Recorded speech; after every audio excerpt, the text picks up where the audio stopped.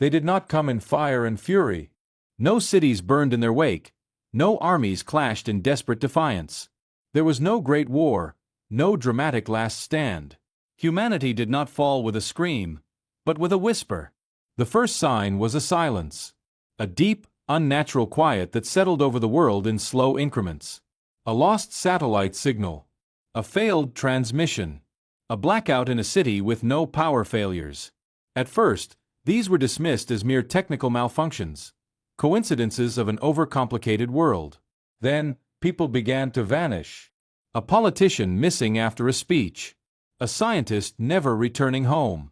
An entire military base, empty overnight, with no signs of struggle, no alarms triggered.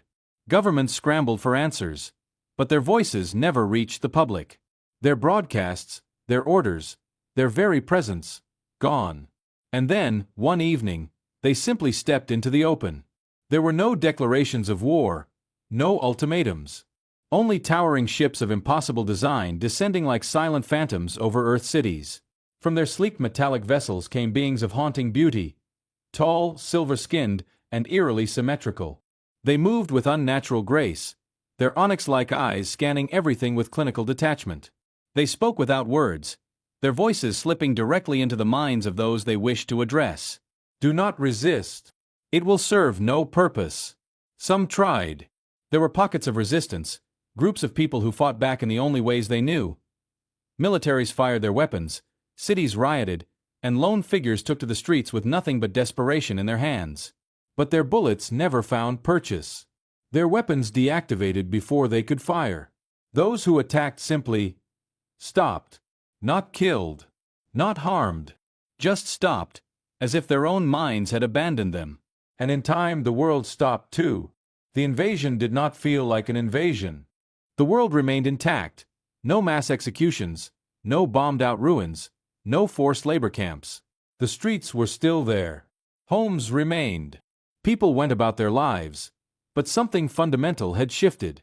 The invaders took control not with force, but with dependency. They took the power grids first. Then the food supply. The water. The communication networks. They did not need to kill humanity. They merely made themselves necessary for survival. Governments dissolved, economies collapsed, but people did not starve.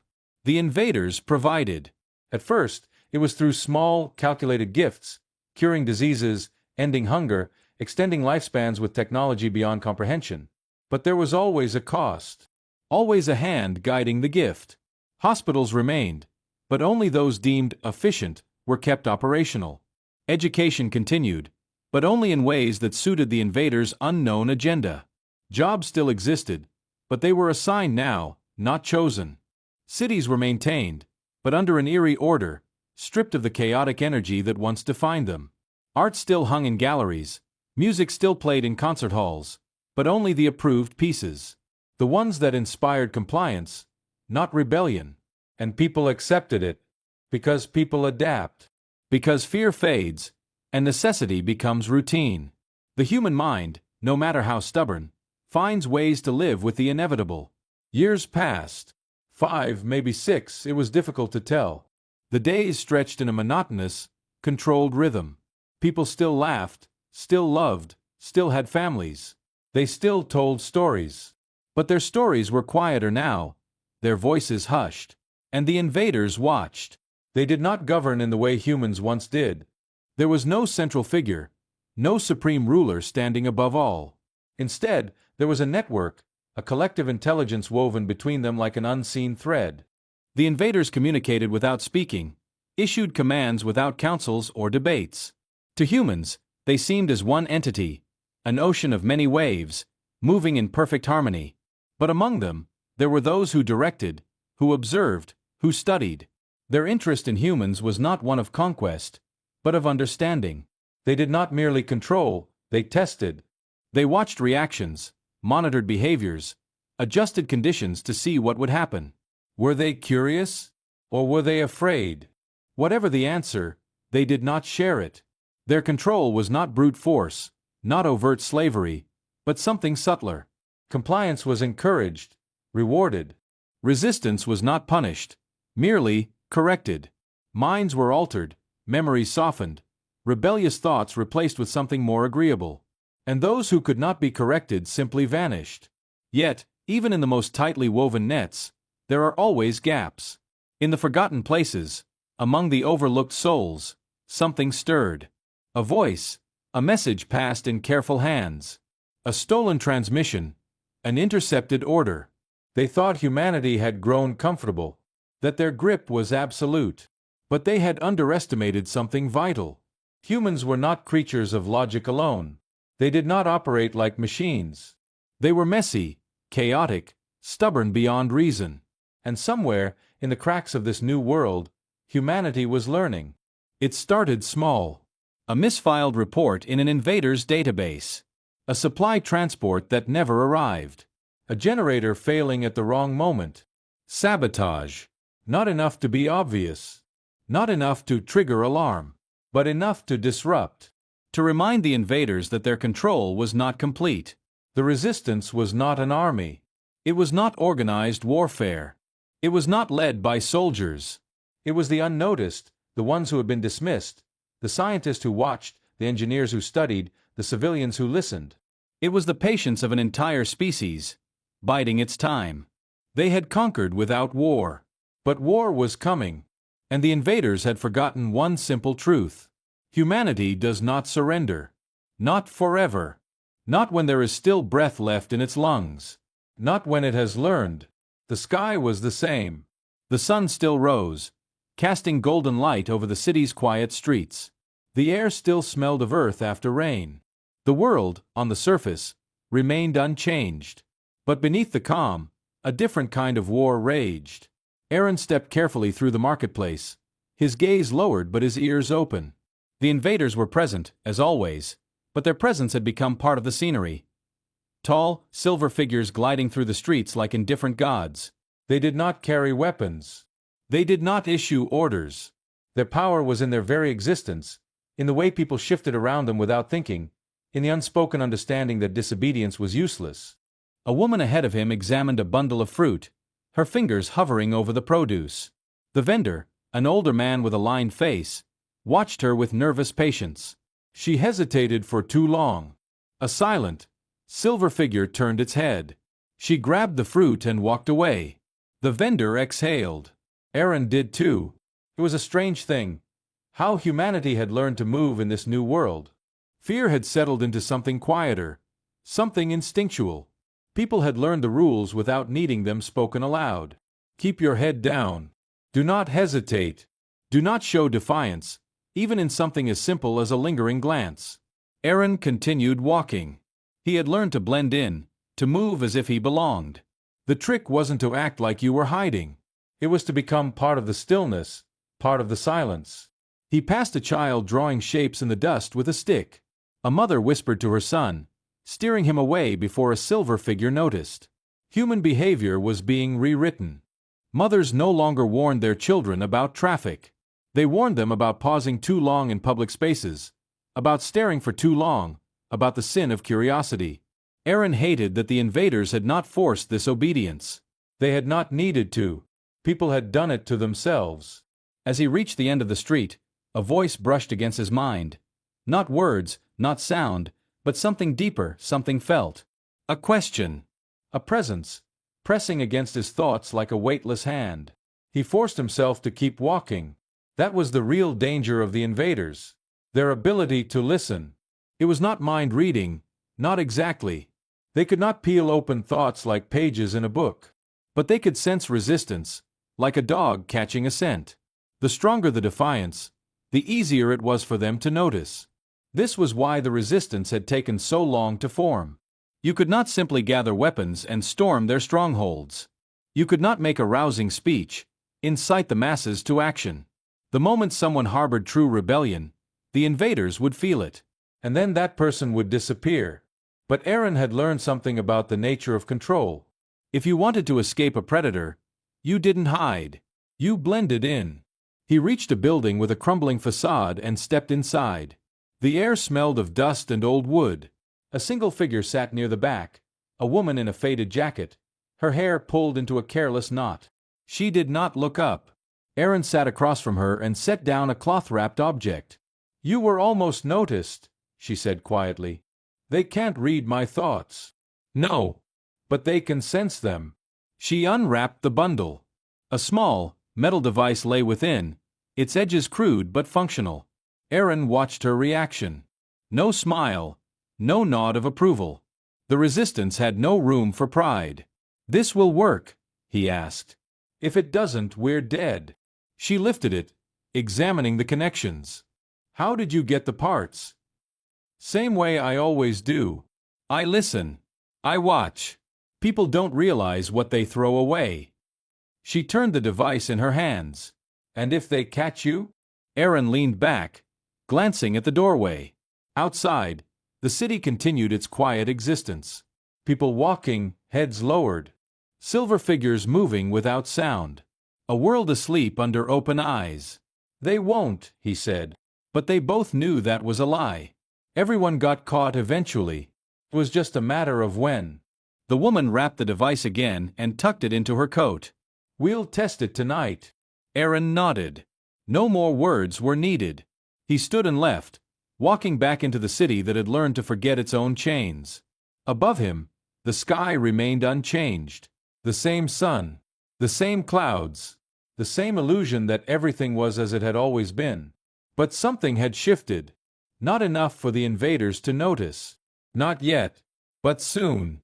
The city was not dead, but it was not alive either. It breathed in whispers, moved in hushed rhythms, its people drifting like shadows cast by something far larger than themselves. No alarms blared. No soldiers patrolled. The world had not ended in fire and ruin, it had simply changed, slipping into something more insidious. Aaron moved through the narrow backstreets, his steps measured, his breath steady. The city had a way of swallowing sound, absorbing movement, turning people into ghosts of their former selves. This was survival now, blending, erasing, becoming part of the silence. The invaders did not govern through violence or destruction. They did not need to. Their presence alone had rewritten the rules. He reached the rusted service door of an abandoned warehouse, its surface scarred by time. The lock was not a problem. Locks were made for those who feared what lay beyond them. Aaron pulled a slim, modified tool from his pocket, pressed it to the mechanism, and felt the vibration as it disengaged. A click. A breath. Then he was inside. The air was thick with dust and disuse, the scent of old wood and forgotten things. He slipped through the darkness, weaving between broken crates and rusted beams. No one came here anymore. The invaders had no interest in ruins. They had taken what was valuable and left the rest to decay. That was their way. At the far end of the room, a sliver of light peeked from beneath a hidden doorway. Aaron knocked. 3 short taps, a pause, then 2 more. The response was immediate. The door creaked open.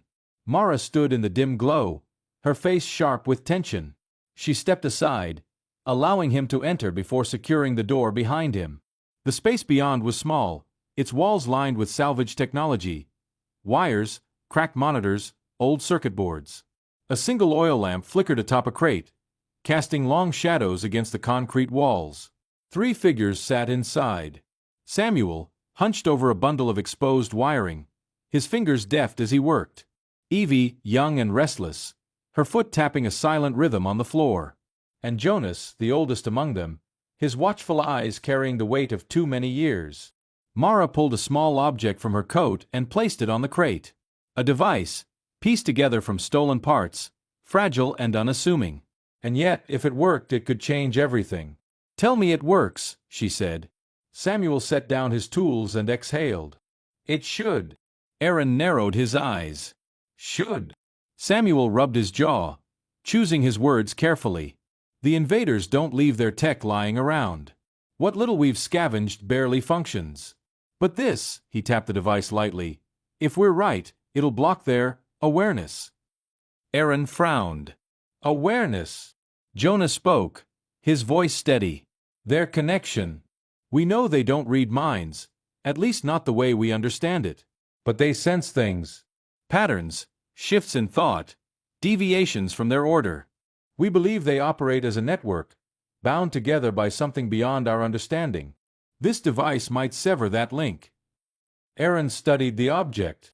It looked unremarkable, small, unpolished, a cluster of wires and circuits that barely held together. But appearances meant nothing. If it did what they hoped, it could be the first real blow against the invaders' control. If it failed, it would be the last mistake they ever made. Evie shifted in her seat. So when do we test it? Mara turned to Aaron. Tonight. The air grew heavier, thick with the weight of unspoken fears. There was no hesitation, no argument. They all knew the risks. They also knew they had no choice. Aaron adjusted his jacket. Where? Jonas answered without pause. The South Watchpoint. A surveillance hub. A repurposed government building where the invaders monitored movement throughout the city. No guards stood at its entrance. No locks barred the doors. They didn't need them. Humans knew not to enter. Until now. Aaron exhaled slowly, steadying himself. The plan was reckless. If they failed, there would be no trial, no execution. Just disappearance. Still, he nodded. Then we move at midnight. One by one, they slipped into the streets, dissolving into the shadows. Aaron waited until he was alone before stepping outside. His pulse was steady, his breathing even. He had done dangerous things before.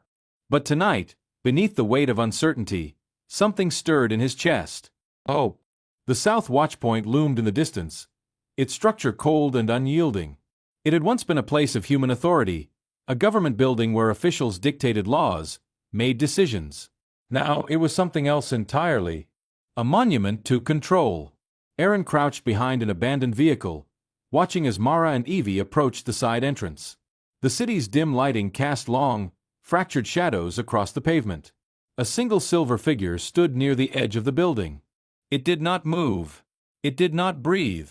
It simply existed. A living statue of polished metal. Jonas's voice whispered through the communicator. Wait for the shift. A moment passed. Then another. The figure turned, gliding away without a sound. Now. Mara and Evie slipped inside, vanishing into the darkness. Aaron exhaled, counting the seconds. The plan was simple. Get in, activate the device, get out before the invaders noticed the disruption. If it worked, they would be invisible to whatever unseen force governed the invaders' awareness. If it failed, they would not live long enough to understand why. The seconds dragged. Then, a pulse rippled through the air, subtle but unmistakable. Aaron felt it, a shift in the atmosphere, a disturbance that sent a shiver along his spine. The watchpoint's lights flickered. A dull hum vibrated through the night. Then silence. His communicator crackled. Mara's voice, breathless but steady. It worked. Relief coiled in Aaron's chest. He turned to signal Jonas. And froze. At the end of the alley, a figure stood. Oh, silver. Watching. For a heartbeat, neither of them moved. The air between them felt charged, brittle. Then, impossibly, the invader took a step back. Not forward. Not in pursuit. Back. Aaron's breath caught. It had felt the disruption. It had sensed something beyond its understanding. And for the first time since the invasion began, it hesitated. A crack in the perfect order. A moment of uncertainty. Aaron did not wait to see what would happen next. He bolted, vanishing into the night, his pulse pounding in time with the first fracture in the invader's control. Aaron ran. The city blurred past him in muted colors, the night thick with the scent of damp concrete and distant electricity. His pulse pounded in his ears, but his mind remained razor-sharp, mapping every alley, every turn. The invader had stepped back. Hesitated. It should have pursued. It should have called for others. Instead, it had recoiled like an animal sensing something it did not understand. He didn't know what that meant. But he knew one thing. Hesitation meant vulnerability. He veered left, slipping through a rusted gate into the ruins of an old transit station. A relic of the past, long abandoned after the invaders' arrival. The walls were cracked, vines creeping through shattered windows. It smelled of dust and rain, of something once vital now left to decay. Aaron pressed his back against a pillar and inhaled, forcing his breath to steady. He listened. Nothing. The invader had not followed. He clicked his communicator. Mara. A brief pause. Then her voice, sharp but controlled. What happened? I was seen, he said. But, he hesitated. How did he even explain what he had just witnessed? But what? She pressed. It backed off. Silence. Then Jonas's voice cut through. Say that again. It saw me. It reacted. But instead of engaging, it withdrew. Another pause. Then Mara, quieter this time. Get back. Now. Aaron exhaled and slipped out of the ruins, moving with careful, practiced steps. He stayed in the shadows, avoiding main streets where the silver figures glided through their silent patrols. The city remained unchanged, but something in its rhythm felt different now, like a song played one note out of tune. The Resistance's hideout was buried beneath the remains of an old factory. Aaron reached the entrance, tapped twice against the rusted door, and slipped inside. The room was tense. Jonas paced, hands behind his back. Samuel leaned against a crate, brow furrowed, while Evie fidgeted with a loose thread on her sleeve. Mara stood near the table, arms crossed. The device they had planted at the watchpoint sat beside her, its edges still warm from use. Aaron pulled off his jacket and tossed it onto a chair. Tell me you felt it, he said. Mara nodded. There was a shift. Just for a moment. Like something shorted out in their network. Samuel's fingers tapped against his arm. That's impossible, he muttered. Their system is seamless. That's why they've held control for so long. Then why did one of them hesitate? Aaron countered. That's not normal. That's human. Jonas finally stopped pacing. We assumed they were a hive, he said. Connected. Sharing information instantly. What if we were wrong? Aaron's mind raced. You think they're not all linked? Maybe not as completely as we thought, Jonas said. Maybe there are fractures in their network. Imperfections. Evie spoke up, her voice hesitant. If that's true, what if some of them aren't as controlled as we thought? The idea settled over them like a storm cloud. The invaders had ruled for years, not through brute force, but through their ability to know, to sense deviations, to detect rebellion before it even began. Their strength lay in their unity, their precision. But what if that unity wasn't perfect? What if, buried beneath their cold, seamless exterior, there was something else? Something flawed. Aaron exhaled. We need another test. Mara shook her head. Not tonight. We wait. We observe. Wait for what? Aaron snapped. We have an opening. If we don't move. Jonas cut in, his voice firm. We don't move until we understand what we're dealing with. Aaron clenched his jaw but said nothing. They were right. Rushing in blind would get them all killed. Samuel reached for the device. I'll refine the signal. If it disrupted them once, maybe we can control how it disrupts them. Jonas nodded. Aaron, I want you watching them tomorrow. Find that invader again. See if it reacts differently now. Aaron gave a stiff nod. He had no idea if the same one would even cross his path, but if the Resistance had learned anything, it was patience. The meeting ended soon after. One by one, the others filtered out to their sleeping areas. Small spaces carved into the ruins, separated only by thin curtains. Aaron remained, staring at the device on the table. The crack had formed. Now they just had to widen it. Morning arrived the way it always did. Soft, indifferent light spilling over a city too obedient to acknowledge it. People moved with quiet precision, their actions practiced and subdued. The air carried no urgency, no rebellion, just the weight of continued existence. Aaron stood at the edge of the main square, hands in his pockets, eyes tracking the invaders as they moved among the people. Their silver forms cut through the streets like living statues, fluid yet mechanical. There was no need for intimidation. Fear had long since settled into something deeper. Acceptance. Then he saw it. The same invader from the night before. It stood near a vendor's stall, motionless, watching, but not in the way they usually did. Something about it was off. There was a stiffness to its posture, a hesitation in the way its head tilted. Aaron took a slow step forward, careful not to draw attention. The invader did not react. He took another step. Then, for the first time since the occupation began, he saw something impossible. The invader twitched. A glitch. A disruption in its otherwise flawless movements. A fracture in its design. Aaron's pulse quickened. He watched as the invader turned, too slow, too hesitant, and met his gaze. Not scanned. Not registered. Met. The moment stretched, fragile and electric. Then the invader turned sharply and walked away, disappearing into the streets. Aaron exhaled, forcing himself to remain still. The others needed to hear about this.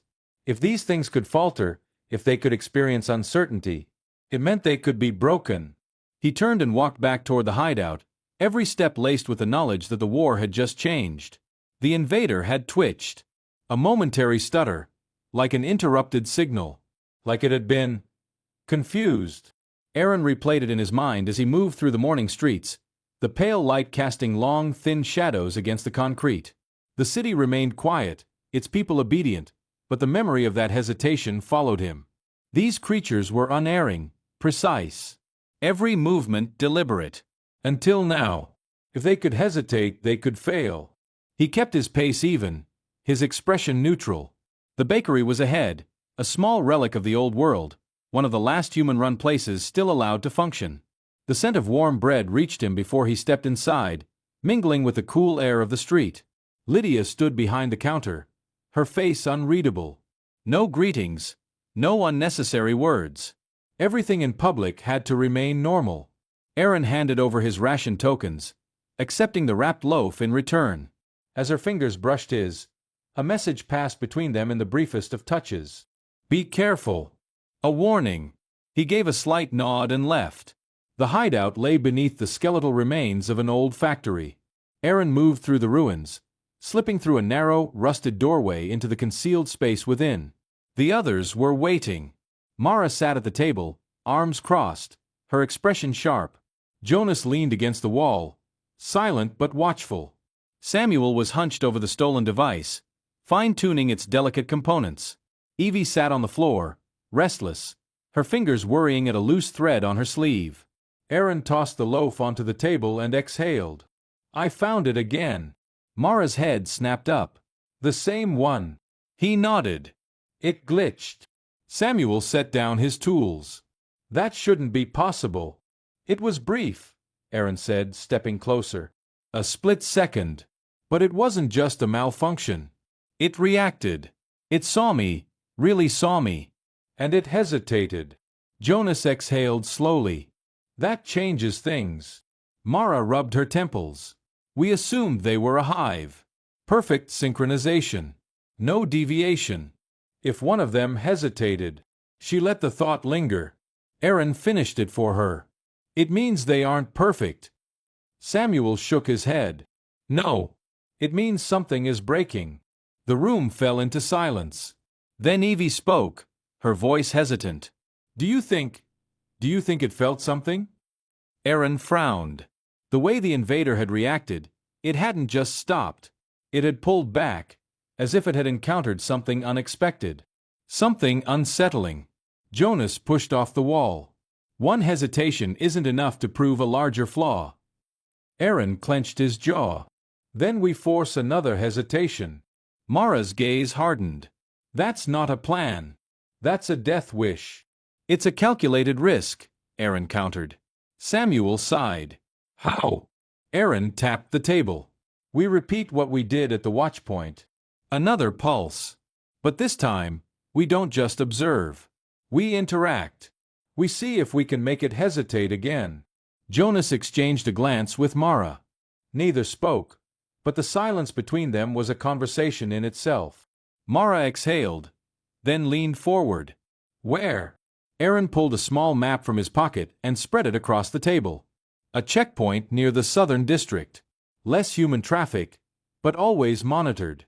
If we trigger another disruption, we can watch their response up close. Jonas studied the map. High risk. But worth it, Aaron said. Mara sighed. We'll need a controlled pulse. Shorter than before. If they detect the disruption too fast, they'll lock the city down. Samuel nodded. I can adjust the signal, keep it subtle. But once we use it, they'll be looking for the source. Aaron met Mara's gaze. Then we don't give them one. She shook her head. This is reckless. Jonas smirked. Everything we do is reckless. Silence stretched between them before Mara finally spoke. Fine. Midnight. Aaron felt a tension in his chest ease. Not relief, not yet, but purpose. They weren't just surviving anymore. They were testing the invaders. The first crack had formed. Now they had to widen it. The checkpoint loomed ahead, a skeletal structure of steel and concrete. The silver figures stood at their posts, statues against the night. A handful of humans moved through, their eyes downcast, their movements precise, rehearsed. Aaron crouched behind the wreckage of an old vehicle, Mara beside him. Jonas and Evie were positioned further back, watching from a rooftop. Samuel remained at the hideout, ready to activate the modified pulse. Mara checked her watch. 5 minutes. Aaron steadied his breath. The plan was simple. Trigger the disruption, observe the reaction, and disappear. Jonas's voice crackled in his earpiece. Signal primed. Aaron nodded. Do it. A faint hum rippled through the air. Barely noticeable. Subtle. But the effect was immediate. One of the silver figures stiffened. Its head jerked slightly, an unnatural motion. Too sharp, too wrong. A fracture in the seamless design. Aaron's pulse quickened. There it was. Proof. But then, the invader turned directly toward him. Aaron froze. It wasn't reacting blindly. It wasn't scanning for the source of the disruption. It was looking at him. A second passed. Then another. The invader took a step forward. Aaron's breath caught.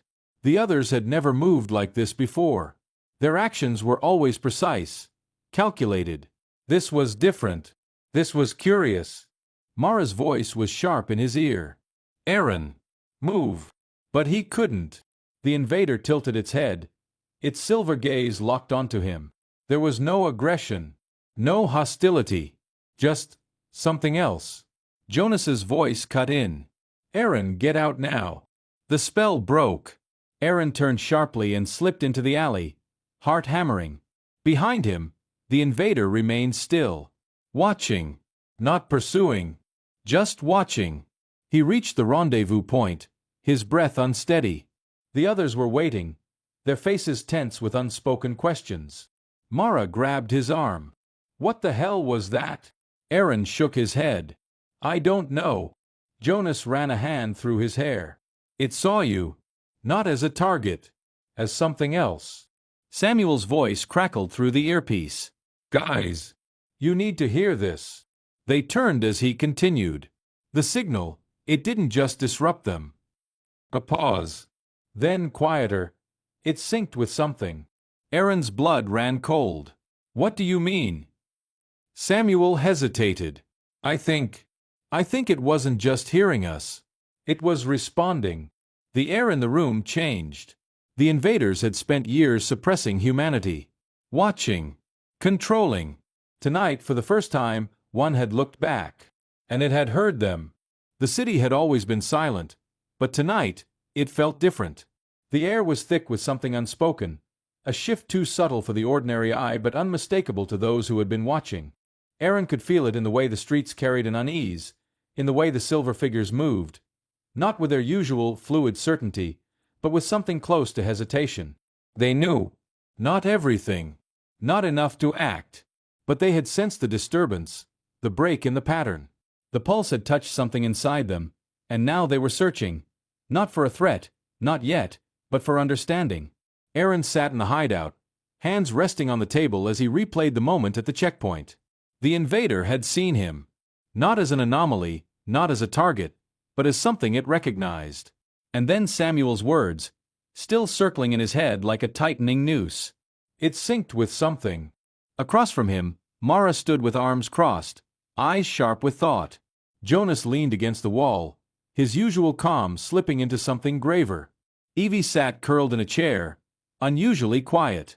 Samuel was hunched over the device again, his fingers moving with the urgency of someone chasing an answer they weren't sure they wanted to find. Aaron exhaled. Tell me you have something. Samuel didn't look up. It wasn't interference. His voice was tight, controlled. It wasn't just a disruption. Mara tensed. Then what was it? Samuel stopped working and finally met their eyes. A response. The room fell into silence. Aaron felt his stomach tighten. Explain. Samuel tapped the device, his jaw clenched. When we sent out the pulse, we thought we were scrambling their network. But the signal, it didn't just block. It reached. Something on their end answered. Jonas pushed off the wall, his expression unreadable. You're saying we weren't just interfering with them? He paused. We were talking to them? Samuel gave a slow nod. Not intentionally, but yes.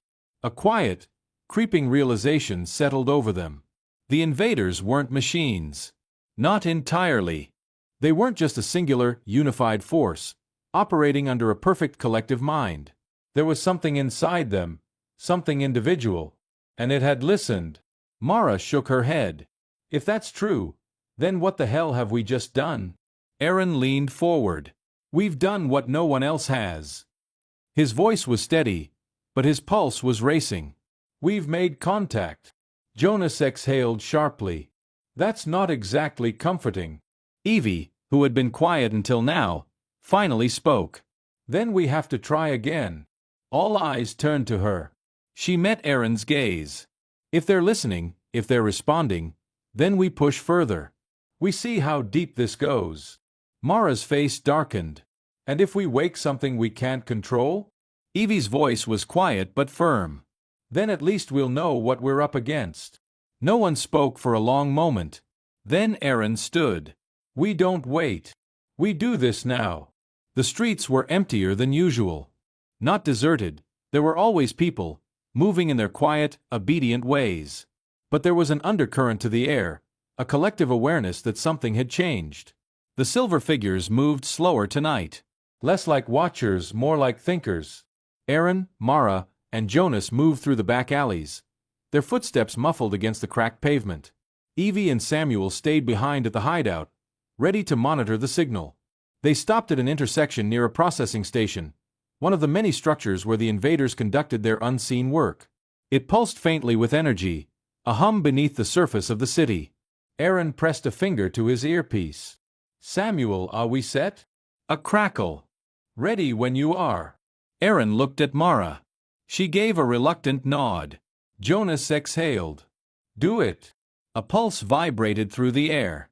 This time, they felt it, not just as a hum in the background, but as a presence, a ripple against reality itself. The response came faster than before. A silver figure, just beyond the station, went rigid. Then another. Then, slowly, they turned toward Aaron. His breath caught. This was different. The last time, it had been one. This time, they all felt it. One of them stepped forward. Aaron braced himself. The others tensed beside him. But the invader didn't attack. It didn't issue a warning. It stopped, tilting its head, studying him. Then, in a movement so human it sent a chill down his spine, it raised a hand. A gesture. A question. Mara whispered, Are they acknowledging us? Jonas didn't answer. Aaron, heartbeat hammering, took the smallest step forward. He lifted his own hand, mirroring the movement. For a breath, nothing happened. Then the invader did something no one had ever seen before. It spoke. Not in words. Not in any human language. But in sound. A resonance. Something felt more than heard. A vibration that passed through them like an unspoken thought. And Aaron understood it. Not with logic, not with language, but with something deeper, instinctive. A simple message. You are not what we expected.